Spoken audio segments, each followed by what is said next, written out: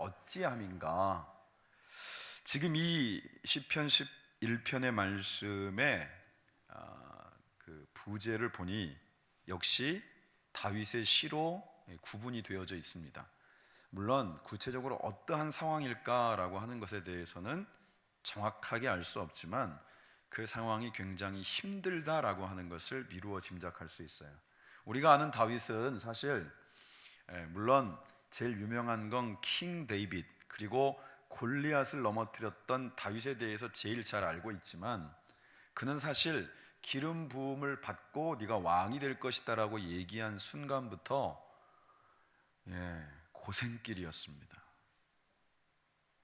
참 우리가 성경을 보면서 우리가 느끼는 그 안타까움은 뭐냐 하면 하나님이 지정하셨으면, 하나님이 택하셨으면, 하나님의 뜻 가운데 부르셨으면 그 과정들 속에 좀 순탄한 길, 그죠? 우리가 느끼기에 좀 어려움 없이 좀 무난하게 가기를 바라는 그런 마음들이 있는데, 부르셔놓고는 삶의 내용들을 보면 어려움도 있고 힘든 상황도 있고, 그 가운데에서 하나님, 아니 불러놓고 왜 이러세요? 라고 하는 상황들이 자꾸 있다라는 거예요.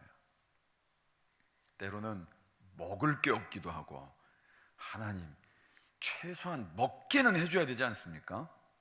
막 이런 말이 절로 나오는 거예요. 그런가 하면 수시로 생명의 위협을 느껴야 돼요. 다윗 같은 경우도 그가 누구를 향하여서 정말 악한 마음을 품어본 적이 없는데, 그가 선의로 대하는 사람들조차도 그를 향하여서 틈만 나면 죽이려고 하는 거예요. 그 중에 대표적인 인물이 바로 사울이죠. 그러니까 다윗의 인생을 놓고 보았을 때 사람들 가운데 그 이름, 그 명성을 떨치게 된 배경 속에 있었던 사건들도 많지만 정작 그의 삶 가운데 많이 힘들고, 하나님의 택함 받은 자로, 하나님의 기름 부음 받은 자로 살아간다라고 하는 삶이 그렇게 녹록하지만은 않은 상황들을 많이 보게 됩니다. 그런데 그런 환경 가운데서 다윗의 선택은 뭐냐면 내가 여호와께 피하였다는 거예요. 하나님께 피한다는 거예요. 그런데 하나님께 피하고 났더니 옆에서 1절부터 3절까지는 약간 대화하는 것 같은 분위기잖아요. 그러니까 너희가 내 영혼에게 새같이 내 산으로 도망하라고 얘기한다.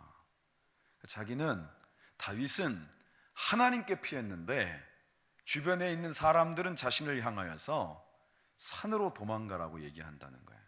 그러면 이 산이 갖고 있는 의미는 뭐냐? 하나님께 피하는 것과는 구별되어지는 것이죠. 그리고 대조되어지는 개념인 거예요. 산이라고 하는 것은 사실 광야가 주류를 이루고 있는 이 당시의 어떤 이런 지역적인 상황들을 놓고 보면 그렇게 높지 않아도 둔덕이 형성되어 있거나 구릉이 마련되어 있거나 이런 데가 다 산이죠.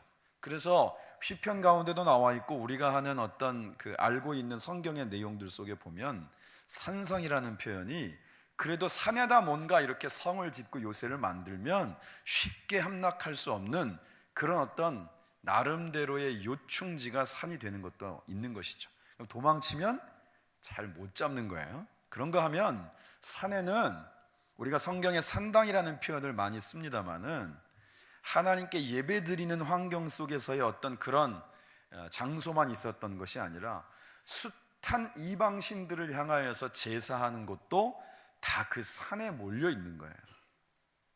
이게 무슨 뜻이냐? 하나님께 피하는 것과 산에 피하는 것의 차이는 뭐냐? 그것은 산으로 피한다는 건 지극히 인간적인 방법, 합리적인 생각, 많은 이들의 사람들이 보기에 그것이 타당하다라고 여겨지는 그러한 의견들이 훨씬 더 많이 영향을 주는 환경을 얘기하는 거예요. 그러면 하나님의 뜻, 하나님께 피한다라고 하는 것은 그와 대조되어서, 그러니까 가는 길도 좁고 선택하는 사람도 많지 않고 세상의 방법들로 보면 굉장히 미련해 보이고, 그래서 쉽게 결정할 수 없는 그런 상황들을 얘기하는 거예요. 다윗이 자신을 쫓고 죽이려고 했던 그 사울 왕을 피해서 계속 도망 다니다가 사울을 죽일 수 있는 아주 결정적인 기회가 2번 있었어요. 그런데 분명한 건 뭐예요? 사울이 죽으면 자신들이 도망 다니는 이런 상황들에 대한 것은 끝날 수 있었는데, 그러한 모든 상황을 놓고 주변에서 했던 모든 내용들도 뭐냐 하면, 여기에서 야 얼른 산으로 피해 하는 것처럼 빨리 죽여서 우리가 갖고 있는 이러한 어려움과 곤경에 처한 상황들을 빨리 벗어나자라고 하는 이야기들이 제일 많다라는 것이죠. 사울도 나름대로는 그 상황 가운데서 어떻게든 다윗을 잡아보려고 애쓰고 또 애쓰고 악착같이 잡아서 죽이려고 하고, 다윗을 도와주려고 하는 사람들이 있으면 그 내용을 듣기만 해도 심지어는 제사장들조차도 싹 다 죽여버렸단 말이에요. 사람이 갖고 있는 어떤 이런 미움과 시기라고 하는 것이 어디까지 갈 수 있는가를 보여주는데, 아무튼 잡히면 죽는다 이런 상황이니까 내가 죽이든지 아니면 죽든지 해야 되는 이런 정말 절체절명의 상황 가운데 있음에도 불구하고 다윗의 선택은 뭐예요? 하나님이 세우신 사람이니까 내 손으로 죽일 수는 없다예요.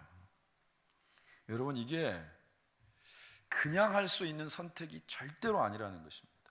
이 시편 11편을 가지고 그 오카는 목사님이 설교를 하신 걸 들어봤더니 거기에서 마틴 루터 킹 목사 얘기를 하시더라고요. 마틴 루터 킹이라고 하는 사람은 여러분들이 흑인 인권 운동가로 알고 있습니다만 목사님이거든요. 그런데 당시의 어떤 미국의 상황 속에서, 지금도 물론 여전히 있습니다만, 그런 어떤 인종차별적인 것들과 싸워서 나름대로는 목사로서 그런 인권 운동을 했던 사람이었는데, 주변에 있었던 많은 사람들이 사실은 비폭력으로는 한계가 있다라는 얘기를 했어요. 그런데도 끝까지 본인의 선택은 폭력은 안 된다. 결국은 암살당하죠. 그런데 지금 저희랑 미국이랑 관계가 오늘 뉴스 때문에 조금 애매모호해진 건 있지만, 그래도 여전히 우리의 우방이라고 알려져 있는 그 나라에서 사람들의 생일을 가지고 국경일을 정한 3명 중에 1명이 바로 이 마틴 루터 킹 목사예요. 그 1월달 며칠인지는 제가 정확하게 기억이 안 나는데, 매 1월달에 이 마틴 루터 킹 목사의 탄생한 날을 국경일로 정해놓고 지키는 그런 나라가 또 미국이에요. 왜 이런 말씀을 드리느냐? 인생 가운데에서 우리가 생각하는 방법들은 합리적인 것, 이성적인 것들이 참 많아요. 여러분들에게 오늘은 좀 질문을 좀 많이 해보려고 합니다. 주일날 장사를 해서 돈을 많이 버는 게 좋습니까? 아니면 그럼에도 불구하고 예배를 먼저 드리는 게 좋습니까? 그래도 금요 예배 오신 분들은 다 예배를 드려야 된다라고 생각할 수 있는데, 그러면 질문을 더 심도 있게 해서, 아무튼 대목인 거예요. 주말에 장사가 더 잘 되고 그때 훨씬 수입이 평일 기준보다 훨씬 높아요. 그럴 땐 어떻게 해야 돼요?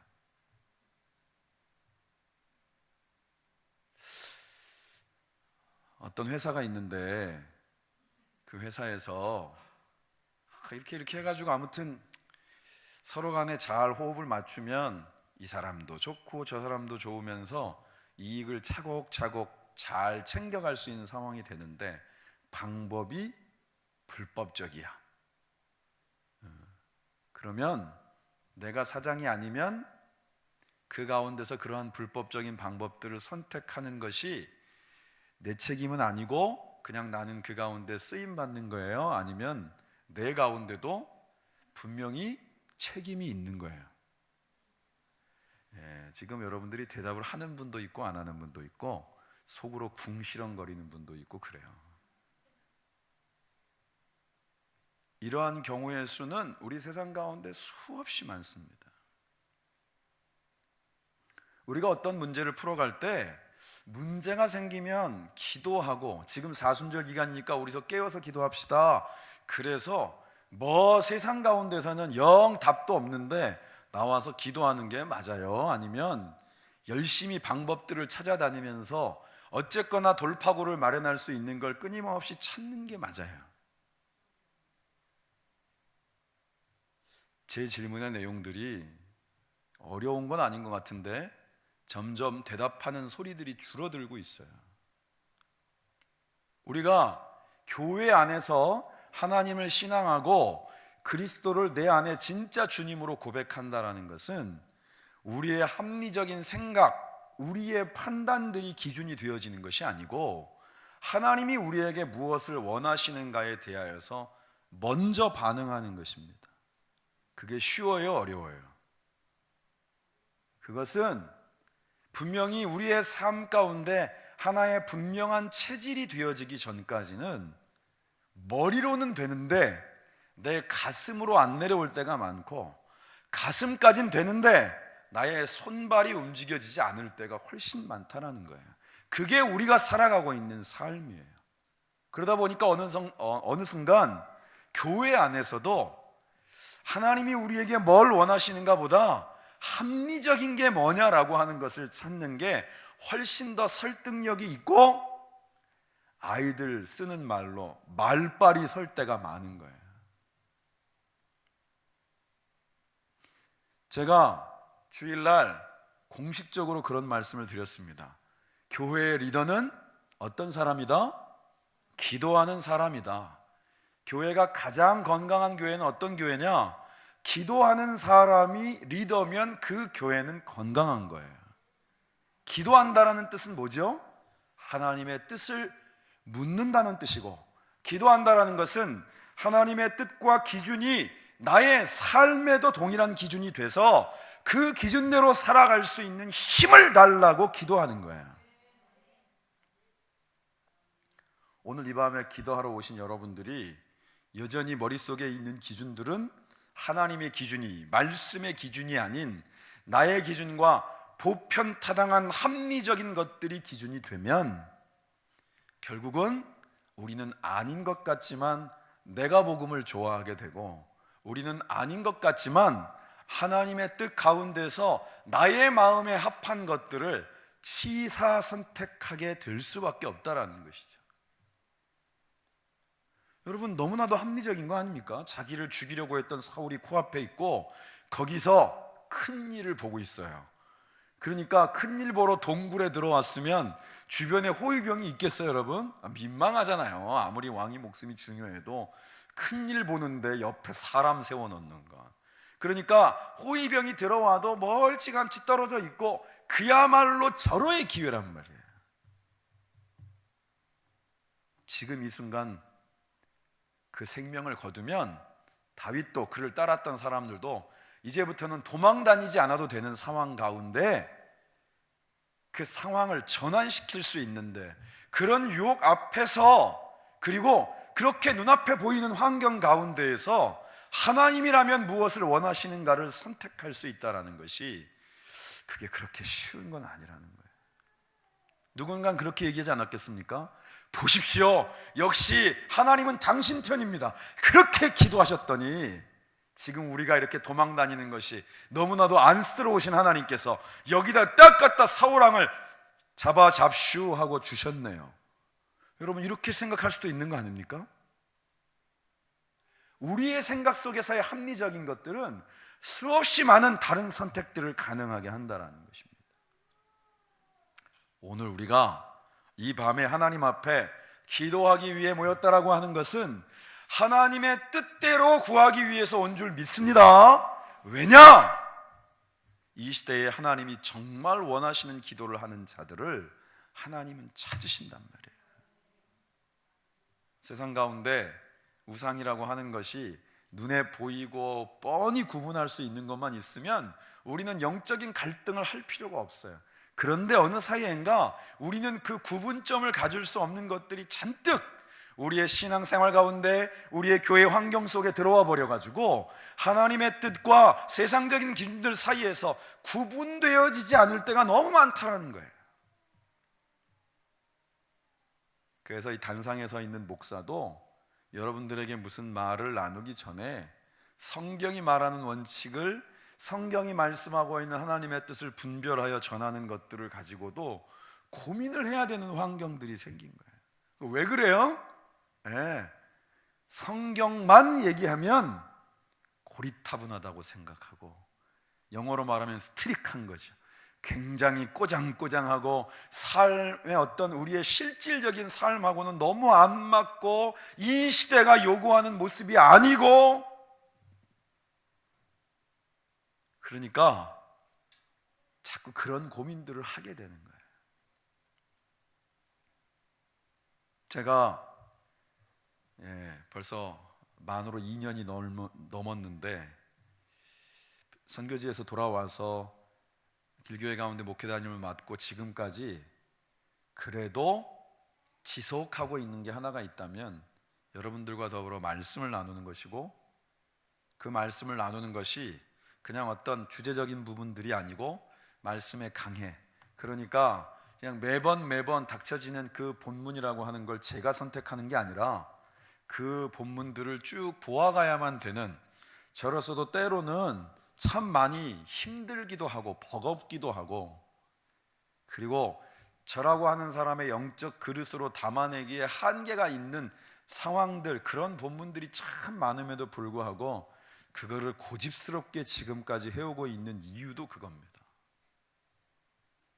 적어도 제 얘기가 아니라 하나님의 뜻을 나누기를 원하고, 적어도 최 목사의 의견이 아니라 하나님이 성경을 통해서 우리에게 들려주시고자 하는 하나님의 음성 가운데 저와 여러분들의 영역이가 열려지기를 원하는 그 마음이 이 중심 가운데 있기 때문이에요.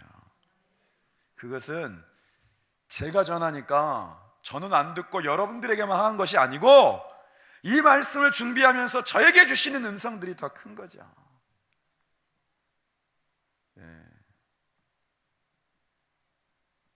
사실 아까도 고옥한 목사님 얘기를 했습니다만, 이 10편, 11편 가지고 설교를 하시는데 막 불을 뿜어요. 막 그 용기라는 단어 하나를 가지고, 사실은 그 사랑의 교회가 지금도 막 난립니다만 강남 한복판에 있잖아요.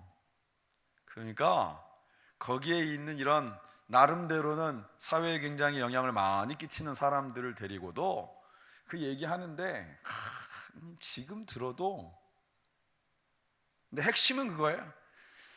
어째서 맨날 칭얼대고 뭘 달라고만 하냐.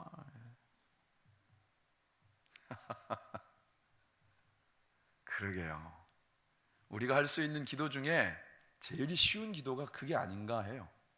하나님이 그런 기도도 들어주시니 감사하고, 그런 기도를 또 할 수 있으니 그것도 고맙고, 그런데 적어도 우리가 신앙 안에서 조금씩 그래도 내가 성장점이 멈추지 않고 계속 자라갈 수 있다면, 그리스도의 장성한 분량에 이르기까지 우리가 한 걸음 한 걸음 걸어갈 수 있다면, 주님이 오실 때 주님 대충 앉아있다가 한 달란트 가지고 요거 잃어버리면 안 되니까 흙 속에다가 꽁꽁 다 묻어놓고 절대로 누가 가져가지 못하도록 잘 지켰습니다가 아니라, 제게 주신 2달란트를, 제게 주신 5달란트를, 제게 주신 1달란트를 제가 할 수 있는 한 또 쓰고 또 사용하고, 녹이 쓸지 않고 닳고 닳도록 사용하고 또 사용해서, 나름 열심은 했지만 요만큼밖에 못 남겼습니다. 그런데 주님, 주저앉아 있진 않았습니다. 그렇게 고백할 수 있는 저와 여러분이 되어지시기를 주님의 이름으로 축원합니다. 오늘 3절까지는 약간 대화하는 것 같다 그랬잖아요. 2절에 악인이 활을 당기고 화살을 시위에 먹이며 마음이 바른 자를 어두운 데서 쏘려 한다. 그리고 3절에는 더 결정적인 얘기를 해요. 터가 무너지면 의인이 무엇을 하랴. 야, 네가 있고 뭐 그 다음도 있는 거지. 야, 네가 없어지고 나면 뭐가 있냐. 뭔가 이렇게 비빌 언덕은 있어야 되는 거 아니냐. 마치 나의 삶에 내일이 없는 것처럼 오늘을 하나님의 뜻 가운데 살아가는 것, 지금 당장은 혈기 있어 보이지만 내일이 없는 거 아니냐, 이런 얘기죠, 대충 보면. 근데 여러분, 원래부터 예수 믿는 사람들은 내일을 염두에 두고 사는 사람들이 아니에요. 하나님이 저와 여러분들 가운데 삶을 오늘까지만 허락하실지 내일까지만 허락하실지 그건 저와 여러분들 가운데 아무도 알 수 없다라는 거예요. 그런데 마치 100년을 살 것처럼 1000년을 살 것처럼 전혀 신앙적이지 않은 지극히 인간적인 기준과 주변에 있는 그럴듯한 합리적인 소리들이 우리의 가슴을 더 많이 움직이게 하고 영향을 준다라고 하면 하나님의 말씀은 결국 우리 가운데 또 하나의 격언집으로 야, 참 좋은 말씀이다, 그래서 그렇게 살아도 그만, 그렇지 않아도 그만인 그저 그런 말씀이 되어진다는 것입니다. 오늘 말씀 속에 4절부터는 좀 반전이 있어요. 뭐라고 되느냐? 여호와께서는 그의 성전에 계시고 여호와의 보좌는 하늘에 있으며 그의 눈이 인생을 통촉하시고 그의 안목이 그들을 감찰하시도다.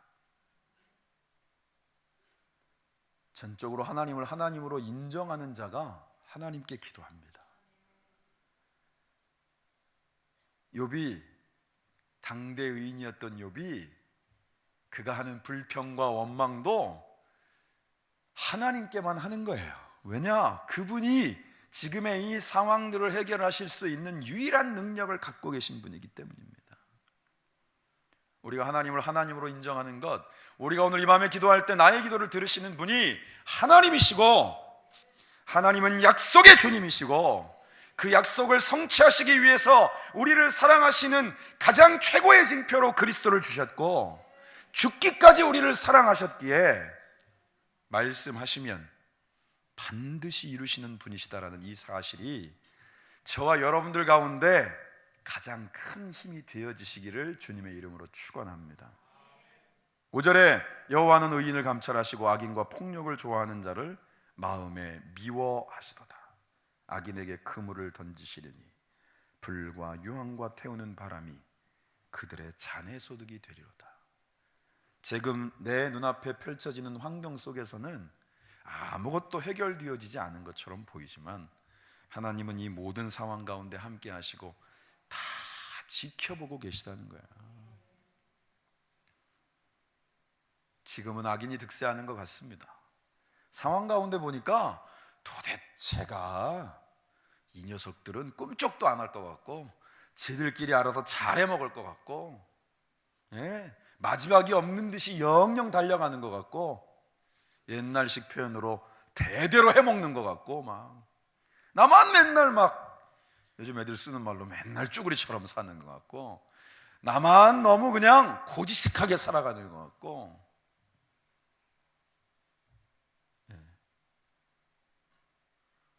지금 이 시대에 그래서 지극히 상식적인 삶, 나만 살아가는 삶이 아니라 함께 살아가는 삶이다라고 하는 것을 우리 가운데 그대로 인정할 수 있는 삶의 모습을 살아가고 있는 사람들을 찾아보기가 참 어려운 거예요. 하나님이 창세기에서 세상을 창조하시는 과정 중에 좋았더라, 좋았더라, 좋았더라 하셨죠. 그러다가 딱 한 번 보시기에 따뜻한 상황이 있었어요. 그게 뭐라고요? 사람이 혼자 있는 거. 물론 그게 아내를 주시기 위함이고 가정을 만들기 위한 것이다. 물론 맞는 해석입니다. 그러니까 하나님이 창조하시는 세상은 같이 살아가시도록 한 거예요. 우리가 혼자 살아갈 수 있는 삶이 아니고 하나님 안에서 함께 살아가도록 하나님께서 우리 가운데 그러한 삶과 그러한 세상을 허락하신 줄 믿습니다. 그런데 우리는 그냥 나만 살아가는 것처럼 살아가는 삶 가운데 자꾸 휩쓸려 가고 있는 거예요. 물론 여러분 탓만은 아닙니다. 세상이 그렇게 막 흘러가고 있는 거예요. 세상이, 나라도 그러죠? 세계의 모든 어떤 정치 경제 질서들도 다 그렇게 흘러가고 있어요. 그리고 당연하다라고 여기는 거예요. 그러나 하나님이 창조하신 세상은 함께 살아가도록 지으셨다라는 거예요. 그런데 그러한 창조의 원리, 창조의 섭리를 믿는다고 하는 저와 여러분들이 정면으로 거스릴 수는 없다라는 것이죠. 사실 흥행에는 실패했는데 꽤 유명한 배우가 나왔던 최근에 개봉했던 모 영화 중에 그런 대사가 나와요. 자기가 한 거라고는 친구들하고 좀 잘 지내보려고 아무튼 열심히 살고 최선을 다해 살고 남을 배려하며 살고 좀 공경에 처해 있는 사람들이 있으면 좀 도와주려고 하고 그랬는데 무슨 내용적으로 해가지고 아무튼 뭔가 이렇게 음모에 휘말려가지고 억울한 누명 쓰고 도망 다니고 그러는 과정 속에 나오는 거예요. 근데 그 짧은 대사 한마디가 그렇게 와 닿는다고요. 그런 거예요. 그럼 맨날 모른 척하고 살아요? 친구한테 전화 오면 받지 말까요? 남이 좀 힘들다고 하고 저기서 누가 사람이 쓰러져고 하면 못 본 척하고 지나칠까요? 자기도 지금 내가 왜 이런 상황 가운데 있는지 너무 모르니까 억울하니까 막 울부짖으면서 하는 얘기예요. 어떡할까요? 여러분, 우리는 어떡할까요?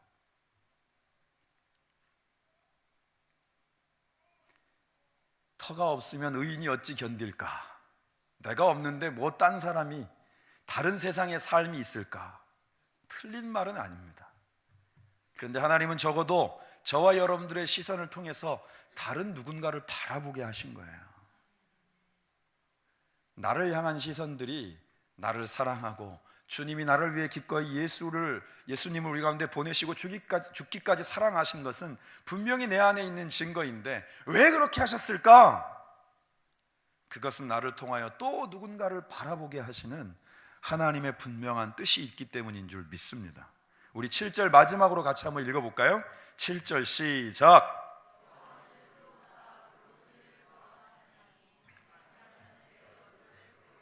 여호와는 의로우사 의로운 일을 좋아하시나니 정직한 자는 그의 얼굴을 배우리로다. 그 얼굴을 물론 이 세상의 끝에 우리의 육신의 생명을 다한 후에 만나기도 하겠지만 이 땅 가운데 살면서 주님의 얼굴을 대한다는 건 우리가 기꺼이 주님이 원하시는 선택을 하는 거예요. 내가 내 삶에 하나님이 원하시는 선택을 할 수 있는 나로 오늘 한날을 살아갈 수 있는 결단과 헌신과 용기와 하나님의 약속에 대한 확신이 있을 때 저와 여러분들을 통하여서 세상이 한꺼번에 변하진 않지만 나를 통하여 나의 주변의 사람과 환경들이 조금씩 변화되어지고 이 땅 가운데 우리에게 생명을 주시고 지금까지 이 삶을 이어갈 수 있도록 하신 하나님의 뜻이 저와 여러분들을 통하여서 분명하게 열매로 맺어지게 될 줄 믿습니다. 하나님의 역사는 생명나무라 우리로 하여금 세우는 자의 역할을 감당하게 하시고 우리로 하여금 묶여있던 영혼들로 하여금 자유케 하는 일들 속에 저와 여러분들을 사용하기를 원하시는 줄 믿습니다.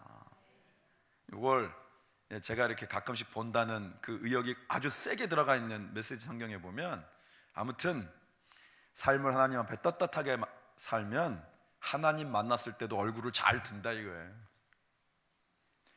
어찌 우리가 하나님 앞에 얼굴 들겠습니까마는 아까도 말씀 속에 나눈 것처럼 우리에게 주신 것이 한 달란트일지라도 내게 주신 것들을 묻어두지 않고 그것들을 하나님의 뜻 가운데 할 수 있는 한 사용하고 또 사용하고 그리고 또 나누고 또 나누어서 그것이 반 달란트가 더 되던 한 달란트가 더 되던 그래도 주님 오실 때까지 그래도 남기려고 하나님이 원하시는 삶을 그래도 내 능력이 아니라 그리스도의 능력으로 살려고 이만큼 왔습니다.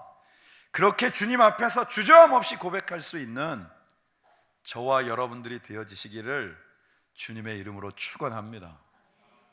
예수 믿으면서 힘든 일들이 있습니다. 예수 잘 믿어보려고 하는데 하나님 뜻대로 살려고 하는데 아까도 말씀드렸던 것처럼 먹을 게 없는 상황들, 더 곤궁에 빠지기도 하고 어려운 일들 가운데 하나님 왜 이러세요? 라고 욥처럼 고백해야만 하는 그러한 일들도 우리 가운데 있습니다. 그런데 중요한 것은 하나님이 그 가운데 함께 하시는 거예요. 우리의 삶이 어떠한 순간에도 우리를 방치하지 않으시고 분명한 이유와 목적 가운데서 그러한 삶조차도 하나님의 역사를 이루시기 위한 과정으로 저와 여러분들을 사용하기를 원하시는 줄 믿습니다. 어떤 청년이 그 월삭 기도 제목을 썼는데 그렇게 썼어요.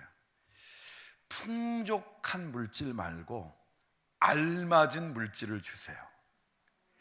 저 그런 월삭 기도 제목 생전 처음 봤습니다. 도대체 알맞은 물질은 뭘까? 그런데 아무튼 풍족한 물질은 아닌 거예요, 일단은.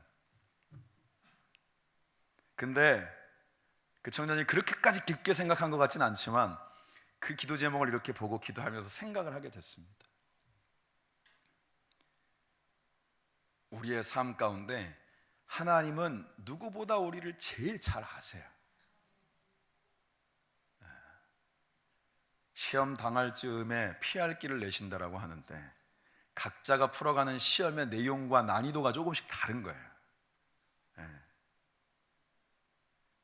어느 순간 자기는 그냥 덧셈 뺄셈 하면서 예전로 말하면 산수만 하고 있던 사람인데 하나님이 갑자기 수학을 들이미는 거예요. 막 생전 써먹을 것 같지도 않은 근해 공식 막 이런 거. 왜 그런 건 만들어내서 사람들을 이렇게 힘들게 하는 건지. 그런데 그 문제를 풀어가게 하시는 것들 속에도 방법을 주신다라는 거죠. 하나님은 어떠한 상황 가운데에도 우리를 그 문제와 시험 가운데 방치하지 않으십니다. 함께하고 계시는 거예요. 욥이 이제 겨우 저희 한 13장 12장 여기 나누고 있는데 42장까지 가야 되거든요. 갈 길이 멀어요. 그런데 결론은 이미 우리가 알고 있어요. 그 지난할 것 같은 터널 속에서도 하나님은 그 끝에 욥을 향한 더 큰 그 삶 가운데 하나님의 역사하심으로 절대로 부인할 수 없는 그 증거들과 약속의 땅을 준비하고 계셨다는 것. 그것은 욥 한 사람만을 위한 것이 아니라 그 말씀을 이 시대 가운데 받아들고 있는 저와 여러분들을 향하여서도 동일하게 주시는 음성인 줄 믿습니다. 우리가 하나님께 피합시다. 기왕에 피할 거면 확실한 대로 피해야 되는 거예요. 확실한 대로. 하나님께 피하는 것이 지금 당장 이 상황을 모면할 수 있는 그 산으로 피하는 것보다는 굉장히 어렵게 보이지만 그 가운데 하나님이 함께 하시고 오늘 주시는 말씀처럼 그의 눈이 우리의 삶을 통촉하시고 그의 안목이 우리의 삶을 감찰하셔서 우리의 삶 가운데 하나님의 살아 역사하심을 반드시 보게 하실 줄 믿습니다. 우리 주님 앞에 설 때